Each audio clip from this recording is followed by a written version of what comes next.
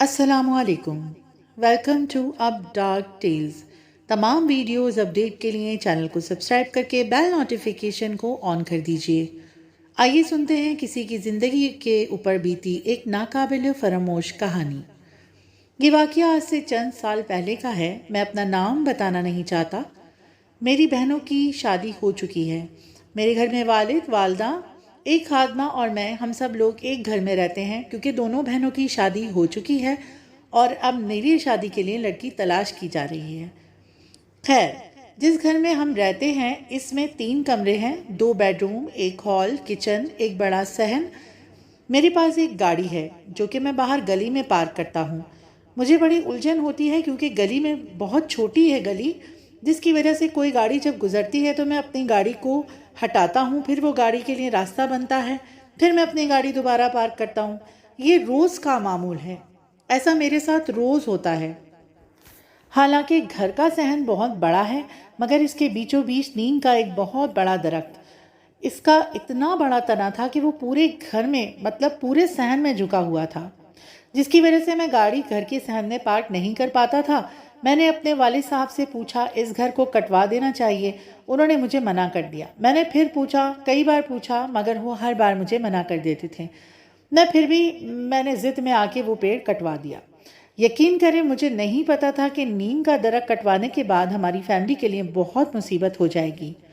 درخت کٹوانے کے فوراً ہی بعد میرے والد صاحب بہت زیادہ بیمار ہو گئے۔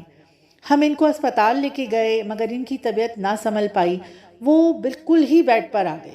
یہ بیماری کافی لمبا عرصہ چلی اور بالآخر میرے والد صاحب کا انتقال ہو گیا۔ ہم ابھی اس غم سے سنبھل ہی نہیں پائے تھے کہ میری والدہ بھی بالکل اسی طریقے سے بیمار ہو گئیں۔ ان کی بھی طبیعت دن بہ دن بگڑتی چلی گئی۔ آس پڑوس کے لوگوں نے آ کر ہمیں بولا کہ جب سے آپ نے یہ درخت کٹوایا ہے آپ کے گھر کو تو مصیبتوں نے ہی دیکھ لیا، آپ لوگوں کے ساتھ کافی مسئلہ بنا ہوا ہے، آپ لوگ یہ گھر چھوڑ دیں، گھر تبدیل کرنے سے بھی کافی فرق پڑتا ہے۔ تو میں نے سوچنا شروع کیا۔ خیر میں نے گھر دیکھنا شروع کر دیے۔ رات کو روز ایک کالی بلی گھر کے صحن میں آ کے بیٹھ جاتی اور زور زور سے رونے لگتی۔ گھر کی چھت پہ کئی بار مختلف قسم کی آوازیں آتی، کوئی چیز گرنے کی، بھاری وزن گھسیٹنے کی اور بھاگنے دوڑنے کی آوازیں۔ امی بالکل بیڈ پر تھیں، ان کو ایک لڑکی نظر آتی جو کھڑی ان کو بس گھورتی رہتی۔ وہ مجھے آوازیں لگاتی، وہ بول نہیں سکتی تھی مگر آ آ اس طرح کر کے وہ آوازیں لگاتی۔ میں دیکھتا تو وہاں کوئی نہیں ہوتا۔ ہماری جو خادمہ اماں تھیں وہ بتاتی کہ رات کو کوئی انہیں سونے نہیں دیتا ہے، ایک بھاری وجود ان کے اوپر بیٹھ جاتا ہے اور ان کا گلا دباتا ہے جس کی وجہ سے ان کی آنکھ کھل جاتی ہے۔ خواب میں بھی وہ اکثر کئی قسم کی لمبی لمبی مخلوق دیکھتی تھیں جو کہتی تھی کہ ہم تمہیں نہیں چھوڑیں گے، ہم تم سب کو مار ڈالیں گے۔ میری والدہ کی طبیعت میں بھی کوئی سدھار نہیں تھا، میں بہت زیادہ پریشان ہو گیا تھا۔ ایک دن میں منہ دھونے کے لیے گیا، مجھے آفس جانا تھا، میں جلدی جلدی گیا، تیار ہوا، ہاتھ منہ دھویا۔ نلکے سے مٹیالہ پانی آ رہا تھا، نہایت ہی بدبودار۔ میں حیران ہو گیا۔ میں نے ٹینک چیک کیا، پانی کی ٹنکی جا کے دیکھی تو کوئی مسئلہ نہیں تھا، پانی بالکل صاف اور شفاف تھا۔ پھر یہ بدبو کیسی؟ میں نے بالکل نلکا بند کر دیا اور گھر والوں کو بھی بتا دیا کہ ٹنکی یا ٹینک صاف ہوگا، بہت اسمیل آ رہی ہے پانی میں۔ تو میں دفتر جانے کے لیے باہر ہی نکلا تو دیکھا گاڑی کے اوپر کچھ غلاظت سی پڑی ہوئی ہے، بکری کا سر رکھا ہوا ہے۔ میں نے غصے سے محلے والوں کو شور مچا کے اکٹھا کیا اور پوچھا کہ بھائی یہ حرکت کون کر سکتا ہے؟ اور محلے والے بھی ہمارے بہت اچھے اور شریف لوگ تھے، کافی اچھے اور ایجوکیٹڈ لوگ رہتے تھے، تو پھر کون ایسی حرکت کرے گا؟ محلے والے بھی فکر مند ہو گئے۔ میری بہنیں امی کی وجہ سے بہت زیادہ پریشان ہو گئی تھیں مگر ہم نے ان کو روکا ہوا تھا کہ گھر میں نہ آئیں، بچے چھوٹے ہیں، میں نہیں چاہتا تھا کہ ان کو کوئی تکلیف پہنچے۔ میں کافی پریشان رہنے لگا، بہنوئی میرے بہت زیادہ پریشان ہو گئے تھے، بہنیں بھی الگ پریشان تھیں، وہ گھر آنا چاہتی تھیں، ہم آنے نہیں دے رہے تھے، امی کے لیے ہر ایک پریشان ہو گیا تھا۔ خیر ایک دن میں آفس میں سر پکڑ کے بیٹھا تھا تو میرا دوست آ گیا، اس نے مجھ سے پوچھا یار کیا معاملہ ہے، میں کئی دنوں سے دیکھ رہا ہوں تم کافی پریشان ہو۔ میں نے اسے سارا ماجرا سنا ڈالا۔ اچھا تو یہ بات ہے، اس نے سوچتے ہوئے کہا۔ خیر تم فکر نہیں کرو، ایک بزرگ ہے، اس نے مجھے ایک بزرگ کے بارے میں بتایا کہ میری فیملی میں بھی کچھ ایسا ہوا تھا تو ان بزرگ سے ہی ہم نے علاج کروایا اور ابھی الحمدللہ ماشاءاللہ سب ٹھیک ہے۔ میں نے کہا تو فوراً چلو، میں انتظار نہیں کر سکتا۔ خیر میرا دوست مجھے ان بزرگ کے پاس لے کے گیا اور میرے بتانے سے پہلے ہی انہوں نے کہا کہ میں سب سمجھ چکا ہوں، بس مجھے اپنا گھر لے چلو، اپنا گھر دکھا دو۔ خیر وہ میرے گھر تشریف لائے اور انہوں نے کہا کہ گھر تبدیل کرنے کی ضرورت نہیں ہے، انشاءاللہ سب اچھا ہوگا۔ انہوں نے پورے گھر کا جائزہ لیا اور 3 دن بعد آنے کا کہہ کر چلے گئے۔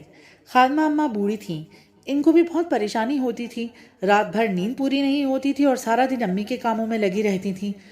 خیر گھر کا ماحول عجیب کھچاؤ سا بن گیا تھا۔ میری ایک بہن میرے لاکھ منع کرنے کے باوجود ہمارے گھر آ گئی۔ اس نے کہا میں امی کو اکیلا نہیں چھوڑ سکتی، ایسے میں کیا کروں؟ خیر وہ ہمارے گھر ہی رک گئی۔ اماں بیڈ پر لیٹتے ہوئے چاروں طرف آنکھیں گھماتی، اشارے کرتی۔ بہن یہ سب دیکھ کر بہت زیادہ پریشان ہو گئی تھی۔ وہ سارا دن کچھ نہ کچھ پڑھ کے اماں پہ پھونکتی رہتی تھی۔ وہ صرف ہاتھ کا اشارہ کرتی تھی، بات نہیں کر سکتی تھی۔ ایسا لگتا تھا کہ بہت کوئی اونچی چیز کھڑی ہے جو اماں کو دیکھے جا رہی ہے۔ ہم سب بہت ڈر گئے تھے۔ وہ بہت خوفزدہ تھیں اور وہ اشارے کرتی تھیں، ہمیں کچھ نظر نہیں آتا تھا۔ کافی دیر بعد اماں نارمل ہوئیں۔ اشارے سے انہوں نے ایک پین اور کاپی مانگی۔ کافی مشکل سے میں سمجھا کہ وہ پین اور کاپی مانگ رہی ہیں۔ میں نے اماں کو پین اور کاپی لا کے دی۔ اماں نے اس پر کچھ لکھا اور میری طرف بڑھا دیا۔ اس پر لکھا ہوا تھا کہ ہم وہی جنات ہیں جو درخت پر رہتے تھے اور تم نے وہ درخت کاٹ ڈالا، میرے والدین، میرے بچے سب مار ڈالے تم نے۔ اب ہم تمہارے گھر کو نہیں چھوڑیں گے۔ ہم نے تمہارے والد کو مار دیا ہے، اب تمہاری ماں کی باری ہے اور پھر تمہاری۔ میں بہت زیادہ پریشان ہو گیا۔ دوسرے دن صبح فجر کی نماز کے بعد وہ بزرگ ہمارے گھر آ گئے۔ میں نے وہ کاغذ ان کو دکھایا۔ انہوں نے کہا بیٹا فکر نہ کرو، اللہ نے چاہا تو سب ٹھیک ہو جائے گا۔ آج سے میں عمل کرنا شروع کروں گا اور تم سب نے بھی ساتھ پڑھنا ہے۔ انہوں نے ہم سب کو سخت ہدایت دی کہ جب میں پڑھنا شروع کروں گا تو ساتھ ساتھ تم لوگوں نے بھی پڑھنا ہے۔ کوئی اپنی جگہ سے نہیں ہلے گا، دروازہ نہیں کھولے گا اور ساتھ ساتھ پڑھتے رہنا ہے۔ ایک دوسرے پہ غصہ آئے گا، کوئی کسی کو نہیں دیکھے گا، صرف اپنی پڑھائی پر توجہ دینی ہے۔ سخت ہدایت کرنے کے بعد وہ عمل ہمیں بتایا جو ہمیں پڑھنا تھا۔ میری بہن کا بچہ بہت چھوٹا تھا، وہ مسلسل رو رہا تھا، چپ ہونے کا نام ہی نہیں لے رہا تھا۔ عامل صاحب نے کہا آپ اس بچے کو اپنے گھر چھڑوا دیں یا پڑوس میں جا کے اس بچے کے ساتھ والدہ بیٹھ جائیں، کیونکہ اس عمل میں کچھ بھی ہو سکتا ہے کہ وہ بچے کو بھی نقصان پہنچا دیں۔ مجھے اپنی بہن پہ بہت غصہ آ رہا تھا کہ میرے منع کرنے کے باوجود وہ چھوٹے بچے کے ساتھ گھر آ گئی تھی۔ خیر بہن بچے کو لے کے ہمارے پڑوس والے گھر میں چلی گئیں۔ پڑوسی ہمارے بہت اچھے تھے اور وہاں بیٹھ کر پڑھنے لگی۔ میں گھر واپس آ گیا۔ ان کو چھوڑنے کے بعد میں گھر آیا اور عامل صاحب کے پاس کھڑا ہو گیا۔ عامل صاحب نے ہمیں پڑھائی شروع کرنے کا اشارہ کیا اور ہم نے پڑھائی شروع کی۔ ساتھ ساتھ عامل صاحب چلا کاٹتے اور ہم لوگ پڑھائی کرتے۔ 3 دن اور 2 راتیں بہت مشکل تھیں۔ ایک ساتھ بہت سی چیخیں سنائی دی اور پھر بالکل خاموشی چھا جاتی۔ پورے گھر میں بھاگنے دوڑنے کی آوازیں آنے لگتی اور پھر بالکل سناٹا ہو جاتا۔ ایک عورت مسلسل بین کرتی، پوری رات وہ بین کرتی، چیختی چلاتی روتی، پھر صبح اذان کے وقت بالکل خاموشی ہو جاتی۔ پورے گھر میں ایک ناگوار سی بدبو پھیلی ہوتی، جیسے کوئی مچھلی یا پھر کوئی گوشت سڑ گیا ہو۔ امی کبھی روتی، کبھی زور زور سے ہنسنے لگتی۔ خیر یہ 2 دن ہم نے اسی طرح گزارے۔ آج آخری دن تھا اور آخری رات تھی۔ اچانک اماں نے چیخ کر بولنا شروع کر دیا کہ مار ڈالوں گی، کھا جاؤں گی، تم سب میرے بچے مار دیے ہیں تم سب نے، میں تم سب کو مار ڈالوں گی۔ عامل صاحب نے سختی سے منع کیا ہوا تھا کہ کچھ بھی ہو جائے اپنی جگہ نہیں چھوڑنی ہے، پڑھتے رہنا ہے۔ خیر آج آخری ہی رات تھی، 3 دن مکمل ہونے والے تھے، تو ہمیں کوئی ڈر نہیں تھا، خوف نہیں تھا، کیونکہ عامل صاحب نے کہا تھا کہ اللہ پہ بھروسہ رکھو اور ہم سب کو اللہ کی ذات پر بھروسہ رکھنا چاہیے۔ خیر وہ رات بہت مشکل سے کٹی، بہت ہی خوفناک۔ ایسا لگتا تھا کہ بس ہمارا دل پھٹ جائے گا۔ کبھی کیسی آواز، کبھی کیسی آواز، کوئی چیز گرنے کا شور، چیخوں کا شور، رونے کا شور۔ ہم سب بہت زیادہ خوفزدہ تھے، لیکن ہم نے اپنی پڑھائی نہیں چھوڑی۔ بس 3 دن مکمل ہوئے۔ اللہ کے نام اور کلام میں بہت طاقت ہے۔ اللہ نے ہماری بہت مدد کی۔ ایک سکون سا ہو گیا، پورے گھر میں خوشبو سی آنے لگی جیسے گلاب کے پھول کھلے ہوں۔ अम्मी ने मुझे आवाज़ दी। मैं हैरान रह गया, अम्मी तो बोल भी नहीं सकती थी। मैं भाग के उनके कमरे में गया तो वो बैठी हुई थी। सब अल्लाह के करम से अच्छा हो गया था। मैंने अम्मी को गले लगा के प्यार किया और बुज़ुर्ग बाबा को शुक्रिया अदा किया। बुज़ुर्ग बाबा ने कहा, बेटा मुझे शुक्रिया अदा करने की ज़रूरत नहीं, बस अल्लाह के नाम की न्याज दिलवा देना। उन्होंने कहा कि अब इस घर में आराम से रहो, अब इंशाअल्लाह कुछ नहीं होगा। वो सब जा चुके हैं। आज इस घर में मुझे मज़ीद 7 साल हो गए हैं। इस वाक़े के बाद मेरी शादी भी हो चुकी है। मेरी अम्मी ने अपनी चाह से शादी की। हिरा बहुत अच्छी बीवी साबित हुई है, इसने पूरे घर को संभाल लिया है।